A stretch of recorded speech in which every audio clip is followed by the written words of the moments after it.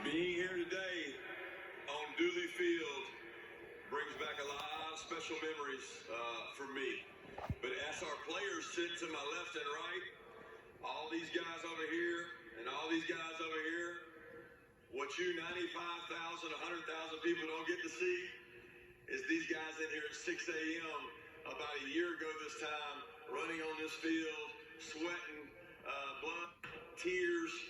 Before we came out today, the first thing a lot of these guys were thinking about is how much work they did in this stadium in the morning. And I want to give these guys a round of applause for all they've done for this university. Stand up, stand up, stand up, stand up.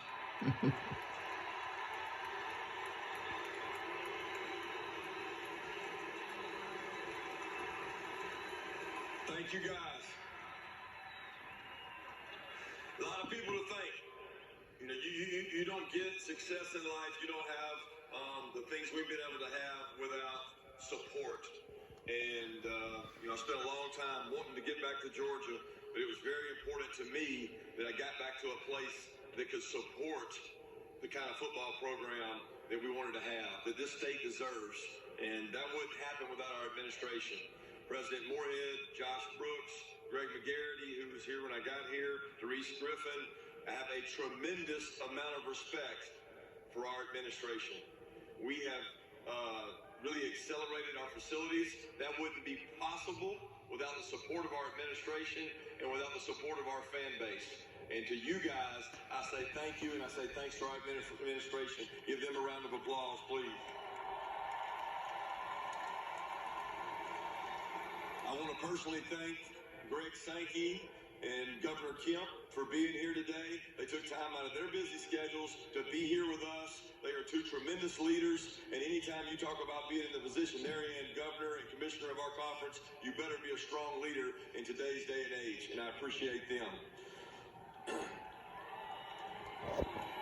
I'd also like to take a special thanks to our staff and their families. A lot of them are centered right in this area over here, but I don't think the average fan, I don't even know if our players and their families, I don't know that Dog Nation understands the sacrifices that the families of the staff, forget about the coaches. Coaches don't live for accolades. Coaches don't live for standing ovations. They live for the men that go out in the field and play for them. But their families make a tremendous sacrifice.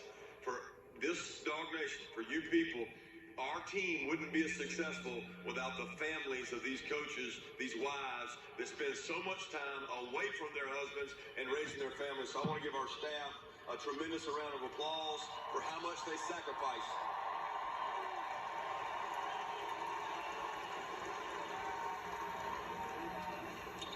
This is how it started. So I don't know if you paid attention to media days, but it popped out at me when I was thinking back to this season. Success usually comes to those who are too busy to be looking for it. Henry David Thoreau. That embodies this team. They never embraced the success. They never acknowledged the success. You know what they kept doing? They just kept chopping wood. They just kept chopping wood. This program will never change from that quote. Because when you start looking for success, you start acknowledging success, is when you lose it. This program was built on hard work and sacrifice. I look across this field over here at a lot of these former players that helped build this program long before I came, and some while we were here. To walk in our locker room today and see 4 or 5 guys that were in that 2017 locker room, the lasting memory I have of them is tears in their eyes, falling one play, 1 second short. We wouldn't be here today without those same men that gave so much for UGA. To those former players and guys that have been here, I say thanks.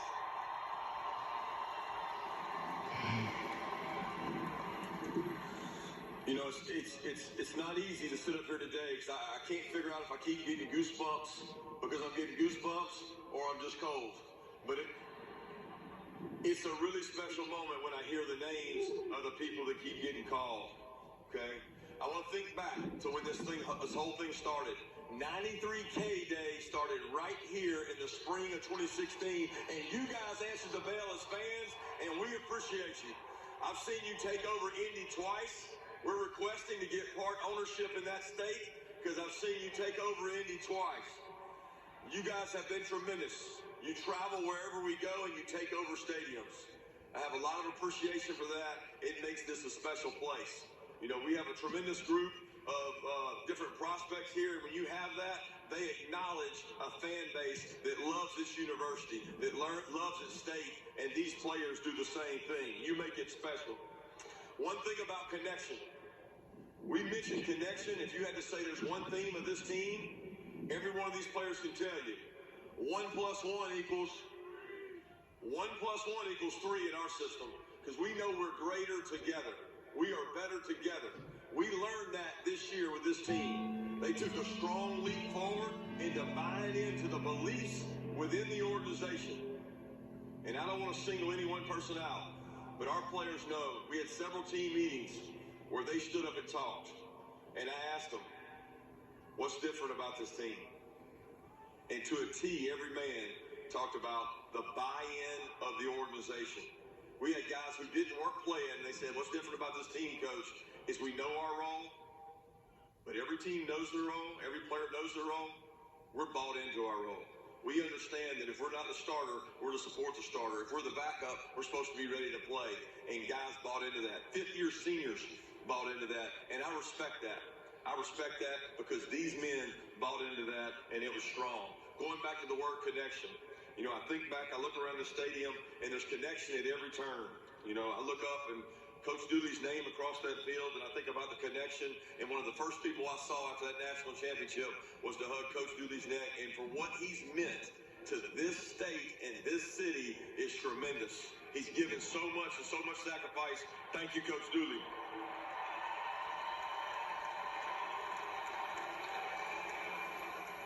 Coaches here long before me, Coach Goff, Coach Donning, Coach Rick, meant so much to this university and myself, and we're so close so many times.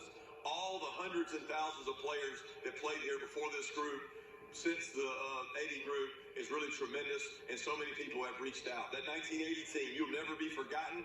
You guys have been tremendous. They've supported us, and they've wanted this to happen, and after 41 years, it's happened, and it's really special.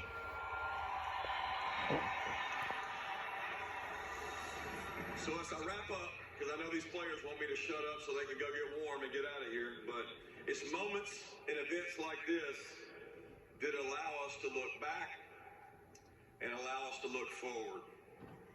And you look back to honor and appreciate 3 super seniors, guys like Schaefer, White, Rochester, who came back with an opportunity to do something special. Julian Rochester crying in the SEC championship locker room will always be kind of burnt into my memory and was a driving force for me to work to get us back for an opportunity to win that, because he was in that locker room in 2017. He was in that SEC championship locker room, but he was damn sure in that locker room in Indy too, and it meant a lot to a lot of people.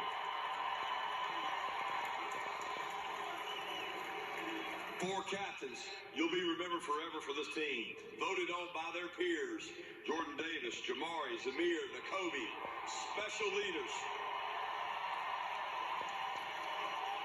The thing that will resonate with me and I'll remember the most is there was no defined one leader. And I've heard people say that, I never understood it. There was not one leader. There really wasn't 4 leaders. There were a bunch of leaders on this team, but for those 4 guys to get named captain, it's really special. A tremendous honor to coach a group that was as connected as this group was. So it's also important to look forward, challenge the remaining new players that are arriving, new players that are remaining with our team, that a new standard of excellence has been set. Excellence in leadership, excellence moving forward. We expect them to hold that same standard for a long time to come at UGA. So that brings me to this point, and this is how it ended. We're burning the boats, baby, and we're coming back. Go Dogs. Thank you.